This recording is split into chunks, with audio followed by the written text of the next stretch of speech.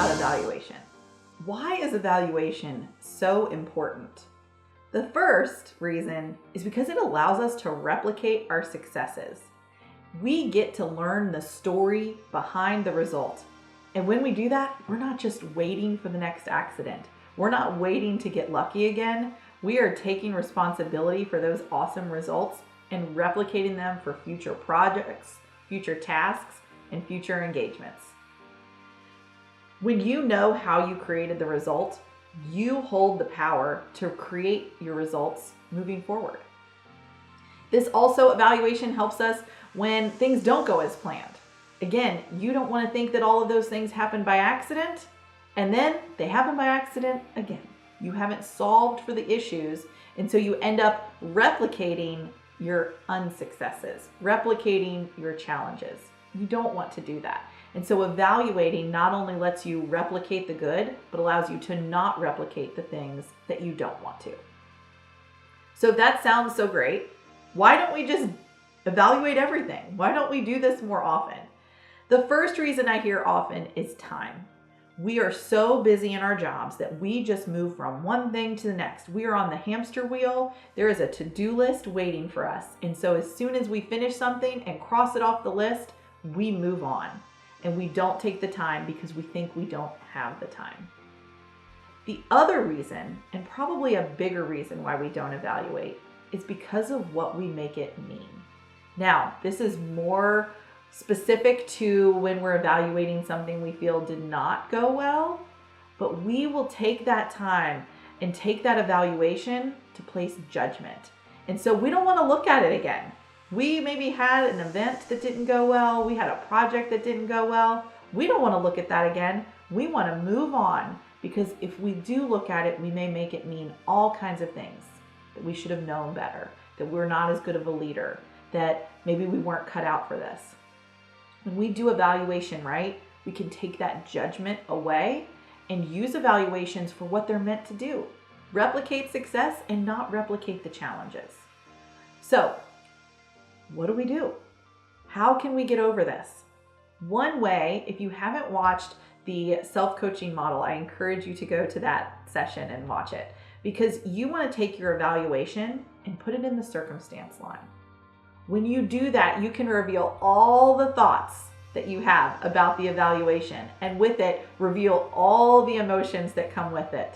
And from there, look at the actions if you were to let that model play out. In that case, you can look at those thoughts, you can look at those emotions and decide which ones do you want to keep and which ones do you want to change. Again, this is not about making ourselves robots or jumping to sunshine and rainbows all the time. This is really about thinking about what thoughts we want to keep and what serve us and which ones don't, and how we want to shift those thoughts. Decide what you want to think about evaluation. Maybe you just want to be curious.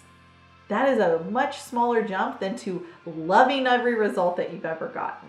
But getting yourself to a place where you can do these evaluations and do them well is really important. All right, so maybe I've sold you. You're going to evaluate. But now what? How do you do this? The first is, when you think about evaluation, you want to set, what are you going to evaluate? Are you going to evaluate an event, a project? You can even evaluate your day, your week, or a quarter. You can take any kind of chunk that you want to take and use that as your evaluation parameter. From there, you want to set a cadence. How often are you going to evaluate? Are you going to evaluate every time you finish one of these events, every time you finish one of these types of projects? Or, as I mentioned, you could say, I'm going to evaluate every week.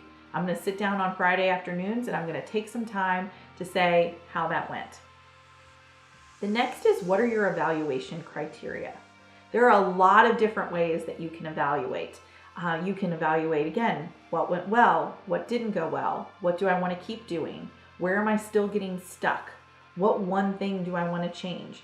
Again, taking your time to ask the right questions that are going to help you move forward. I hate to say it, but you can even evaluate your evaluation and see if it's working for you and moving you in the direction that you want. Is it giving you the kind of data and information that you want? So again, set what you'll evaluate, set your cadence, and then decide your evaluation criteria. This doesn't have to be formal, but it can be. Again, when you're looking at an event, maybe you sit down with the whole team afterwards and have a formal evaluation where you work through different parts and ask different questions of different people. Or it could be as simple as taking 10 minutes at the end of your week and evaluating how that went. Did you move yourself towards the kinds of goals that you had?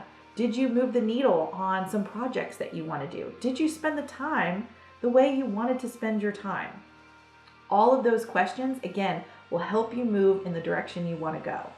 So be as formal or as informal as you want.